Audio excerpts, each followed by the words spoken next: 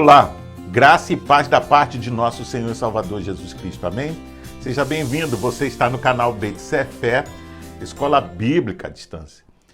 Nós estamos estudando a revista Palavra e Vida da Convenção Batista Fluminense, cujo tema central para esse trimestre será Fé e Verdade, reflexões das cartas de Tiago, 1ª e 2ª Pedro e Judas. Hoje, na lição de número 12, o tema será a vitória da verdade. A volta de Jesus é a esperança áurea dos cristãos, que confiam e vivem os valores da palavra do Senhor. Esta é uma verdade presente em toda a Bíblia, de forma mais clara, naturalmente, em o Novo Testamento. O Senhor é fiel e dono do tempo e das eras e tem o controle de todas as coisas para cumprir fielmente todas as suas promessas. Já nos dias de Pedro, os falsos mestres zombavam da veracidade do retorno do Senhor. Falsos ensinos sobre a volta de Jesus, baseados em falsas revelações, também estavam presentes no escopo doutrinário de alguns segmentos religiosos. São falsos porque toda a revelação bíblica está completa. Portanto, nada pode ser tirado, modificado ou acrescentado ao que está na Bíblia. Inclusive sobre a segunda vinda do Senhor. Esta vinda é certa e será visível a todos. Vamos ler a Bíblia em 2 Pedro, capítulo 3, verso 8 e 9. Mas vós, amados, não ignoreis uma coisa, que um dia para o Senhor é como 1000 anos, e 1000 anos como um dia. O Senhor não retarda a sua promessa, ainda que alguns a tenham por tardia, porém é longânimo para convosco, não querendo que ninguém se perca, senão que todos venham a arrepender-se. Vamos orar? Pai, nós te louvamos e te agradecemos pelo privilégio de poder, mais uma vez, estudar a tua palavra. Ó Deus, renove em nós a esperança de guardar com paciência a volta do Senhor Jesus. Muito obrigado por esse momento, por estudar a tua palavra. É a minha oração que eu faço juntamente com todos aqueles que me ouvem, em nome de Jesus. Amém. O comentário bíblico Beckham diz que Pedro, mais uma vez, muda de assunto e propõe mais uma vez que seus leitores acordem para uma reflexão séria em relação às palavras faladas pelos santos profetas e pelos apóstolos do Senhor. O ânimo do leitor era sincero, mas ele precisava se lembrar. Nenhum estado de graça desse lado do céu isenta as pessoas da necessidade de repetidas lembranças das verdades da mensagem cristã. Tudo isso torna-se tanto mais urgente à luz da iminente volta de Cristo à Terra. Nos tempos de Pedro, como hoje, havia diversas reações no que tange à mensagem do retorno de Cristo. Alguns negaram que isso iria acontecer. Outros questionavam a demora. Ainda outros criam nela, mas talvez falharam em dar a devida atenção à exigência de uma vida santa e zelosa. Pedro tinha uma palavra oportuna para cada um desses aspectos, insistindo que a unidade das Escrituras, com a sua centralidade em Cristo, tornava possível recorrer tanto ao Antigo Testamento como ao Novo, em termos de autoridade e de urgência. Existe a plena certeza da volta de Jesus, porém não há como afirmar quando isso ocorrerá. Os não crentes questionam se ele realmente voltará. Os crentes perguntam quando ele retornará. Outros questionam o fato da aparente demora do cumprimento da promessa da segunda vinda de Cristo. As respostas a esses questionamentos são ressaltadas no texto, Vamos ler a Bíblia em 2 Pedro, capítulo 3, verso 8 ao 10. Não se esqueçam disto, amados. Para o Senhor, um dia é como 1000 anos, e 1000 anos como um dia. O Senhor não demora em cumprir a sua promessa, como julga alguns. Pelo contrário, Ele é paciente com vocês, não querendo que ninguém pereça, mas que todos cheguem ao arrependimento. O dia do Senhor, porém, virá como ladrão. Os céus desaparecerão com um grande estrondo. Os elementos serão desfeitos pelo calor, e a terra e tudo que nela há será desnudada. Segundo o comentário Esperança do Novo Testamento, Pedro não faz o que muitos já empreenderam. Apesar da palavra do próprio Jesus em Mateus capítulo 24, versículo 36 e 42, e no capítulo 25, verso 13. Ou seja, fazer cálculos a partir de determinadas afirmações proféticas a fim de poder definir e fundamentar a hora muito posterior da parúzia. Por meio do Salmo 90, verso 4, ele constata simplesmente que a cronologia de Deus é completamente diferente da nossa. Se perante Deus 1000 anos são apenas como um dia, decorrido rapidamente, a chegada do Senhor está próxima, apenas daqui a alguns breves dias, ainda que ocorra somente depois de séculos. A demora é uma evidência da eternidade de Deus. Uma vez que para o Senhor 1000 anos são como um dia, Deus não pode ser culpabilizado por um pretenso atraso em relação ao retorno de Jesus ou uma espécie de adiamento em cumprir suas promessas. Sob a perspectiva divina, toda a criação tem apenas alguns dias. Ele não é limitado pelo tempo, nem o mede pelos nossos padrões. Nunca chega antes da hora, mas também nunca se atrasa. Pode realizar em um só dia aquilo que outros levariam 1000 anos para realizar. Ele espera o tempo próprio para agir e o completa. A demora é um exercício da paciência de Deus. É a misericórdia divina que bondosamente oferece inúmeras oportunidades de arrependimento ao pecador.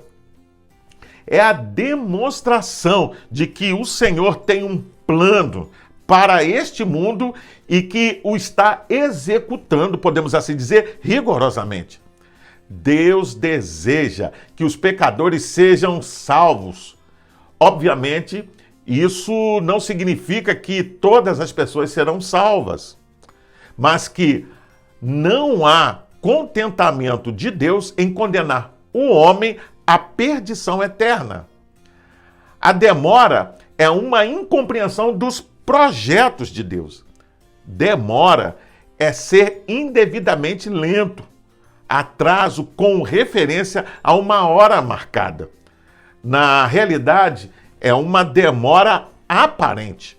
É um julgamento errôneo das pessoas que não entendem ou não aceitam o modo que Deus tem planejado o retorno do seu filho. A demora não significa que a palavra de Deus será anulada. O dia do Senhor virá repentinamente, como ladrão. Mas o que Deus prometeu não cairá por terra. A despeito da demora, o dia do Senhor com certeza ocorrerá, pois a sua palavra jamais poderá passar. Você pode conferir isso em Mateus capítulo 24, versículo 29 e o 35.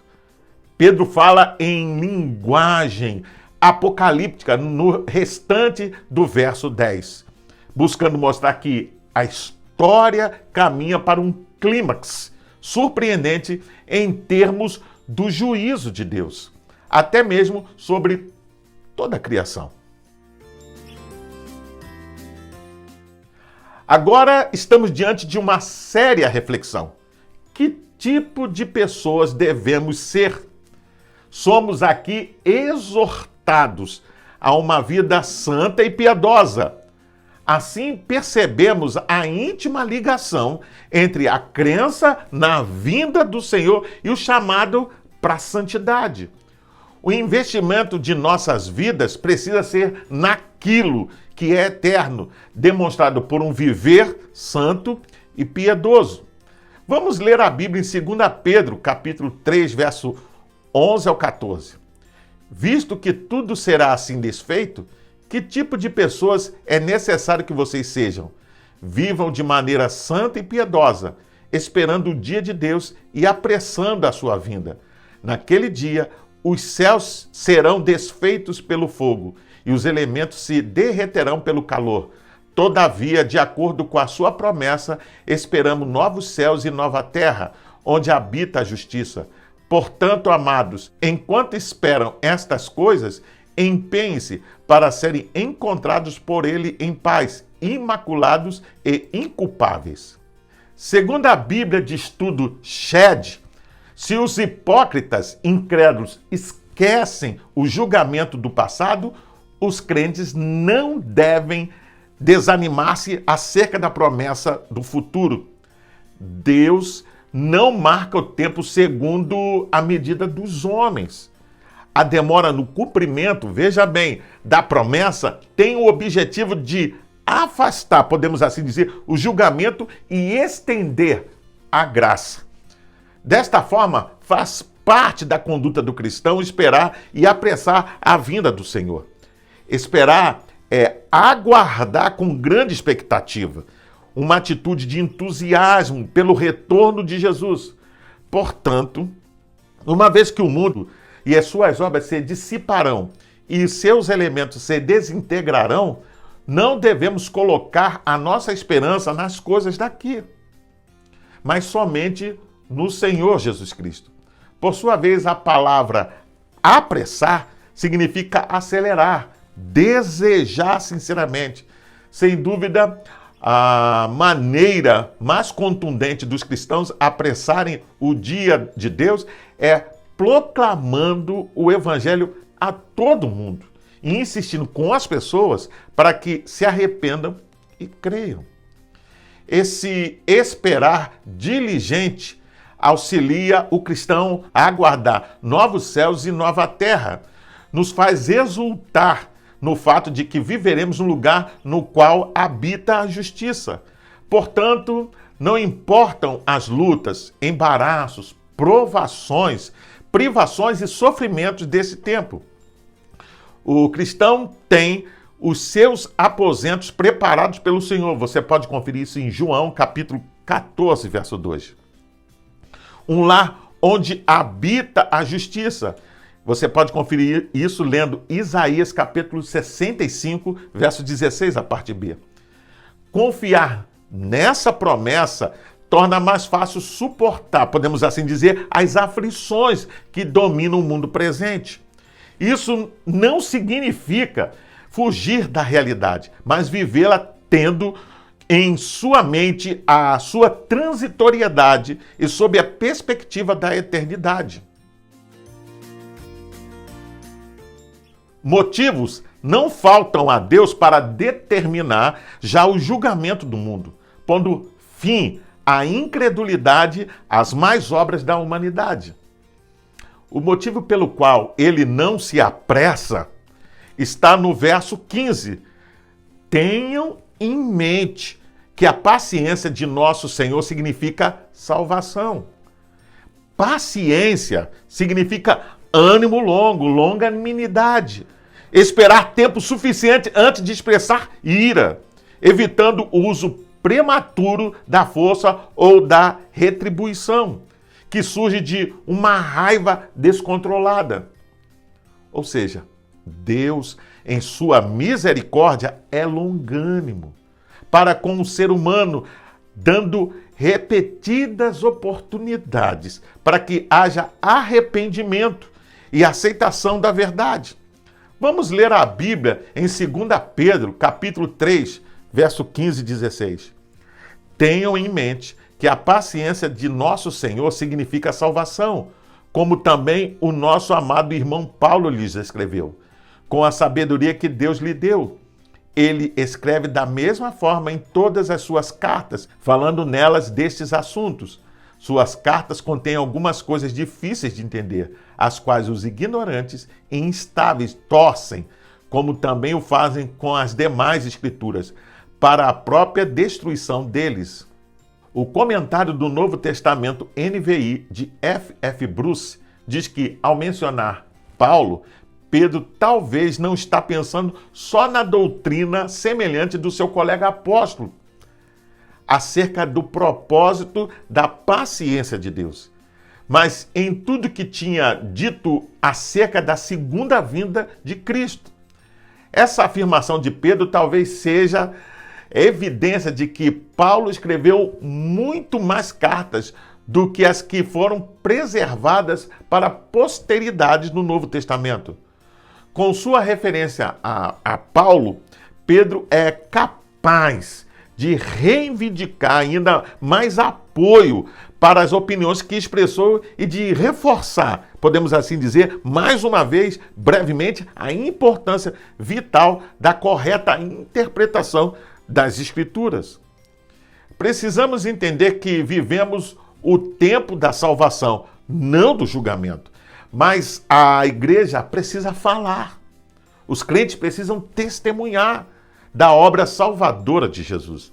As pessoas precisam ouvir para crer, conforme Romanos capítulo 10, verso 13 ao 15. A igreja precisa ser diligente em levar os perdidos até Cristo, sabendo que não podemos converter qualquer pessoa. Isto é obra do Espírito Santo, mas não podemos ser negligentes na proclamação do Evangelho.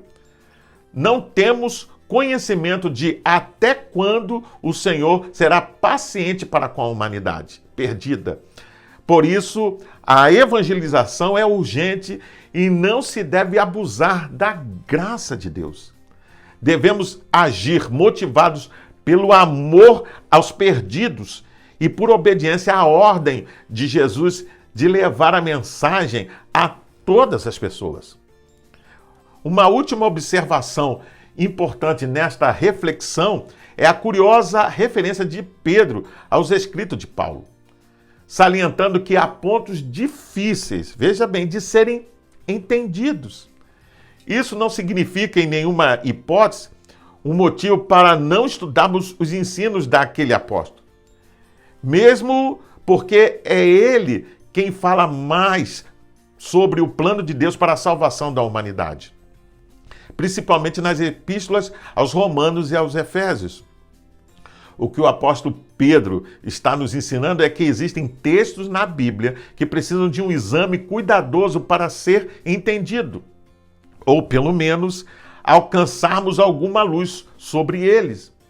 Assim, ele nos adverte sobre o perigo de uma interpretação equivocada que distorceria o significado das Escrituras e criariam doutrinas contrárias à palavra de Deus.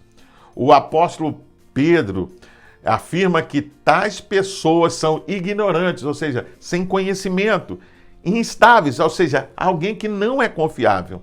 Assim, devemos aceitar os ensinamentos das Escrituras e não tentar fazê-las dizer o que queremos. Como permanecermos firmes, não sermos inconstantes e facilmente seduzidos, nem perdermos o rumo de nossa caminhada? Crescendo espiritualmente. Literalmente, o verso 18, a parte A, quer dizer: estejam constantemente crescendo. E isso tem a ver com maturidade.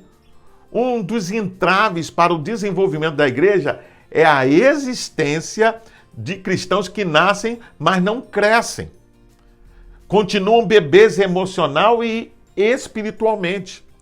Muito importante mencionar aqui que o crescimento não é meramente o conhecimento intelectual da Bíblia ou das doutrinas, mas essencialmente o conhecimento de nosso Senhor e Salvador Jesus Cristo. É conhecer O verbo aqui indica conhecimento pelo relacionamento a uma pessoa. Jesus. Não é difícil crescer em conhecimento das doutrinas e da teologia. Difícil é crescer em graça. Todos sabemos muito mais da Bíblia do que pomos em prática. Agora, veja bem, que evolução e revolução seria se praticássemos o que conhecemos da Bíblia. É assim que devemos viver enquanto aguardamos o retorno de nosso Senhor. Por fim, o comentário bíblico Moody diz que a vida não é estática. Temos de avançar para não retroceder. Pedro termina a mesma nota do começo desta epístola. Isto é, um desafio à conquista espiritual através do conhecimento de nosso Senhor e Salvador Jesus Cristo. Conhecê-lo é viver. Crescer nessa amizade é crescer no Espírito. O comentário bíblico Wesleyana diz ainda que a exortação final é dupla. Cuidado com a apostasia e crescer na graça e no conhecimento cristão. Aqui Pedro resume as preocupações de sua segunda epístola de palavras selecionadas de advertência e repreensão. Ele acreditava que a informação, vigilância e firmeza foram essenciais para a manutenção de uma fé inabalável, ao invés de seduzir ao erro. Ao terminarmos estes dois estudos, um pequeno extrato de uma carta tão atual e de uma mensagem tão urgente, destacamos que os apóstatas, falsos mestres, estão se reproduzindo assustadoramente nas igrejas e seduzindo muitos cristãos imaturos. Portanto, é necessário, veja bem, que cada cristão cresça e se fortaleça espiritualmente, aproveitando todas as oportunidades de proclamar a verdadeira mensagem aos perdidos, para pensar e agir. Você está atento à iminente volta de Jesus Cristo? Você tem sido zeloso por uma vida santa e piedosa? Você tem aproveitado bem as oportunidades para pregar o Evangelho? Você tem se dedicado a crescer na fé, no conhecimento de Jesus? Eu convido você a fazer a leitura diária que vai de segunda até domingo, onde você vai encontrar diversos textos que vão te ajudar a entender e a compreender melhor essa lição. Você pode ainda baixar a revista Palavra e Vida da Convenção Batista Fluminense. Basta acessar o link que vai estar na descrição desse vídeo. Você entra, se cadastra e baixa para o seu tablet, celular ou computador. E não só vai poder rever essa lição, mas acompanhar as futuras lições. Pois bem, eu sou o pastor Carlos Guerra e você está no canal BTC Fé, Escola Bíblica à Distância. Hoje nós estudamos a lição de número 12 e o tema foi a vitória da verdade. Gostaria ainda de deixar uma palavra de recomendação àqueles que participam do canal, mas ainda não frequentam uma igreja cristã evangélica. Procure uma igreja batista perto da sua casa e faça uma visita. Sem dúvida você vai ser bem recebido. Caso não haja, procure uma igreja cristã que tenha compromisso com a pregação genuína da palavra de Deus. Para se inscrever, é rápido, é fácil, basta clicar aqui embaixo. Dá um gostei, faça um comentário sobre esta lição, emita a sua opinião. Acione também o sininho para receber as futuras notificações e compartilhe com seus contatos nas suas redes sociais para que mais e mais pessoas tenham acesso ao conteúdo dessa lição. Você também pode ouvir esta lição acessando o seu podcast preferido. Até o próximo encontro. Nos vemos em breve. Deus te abençoe.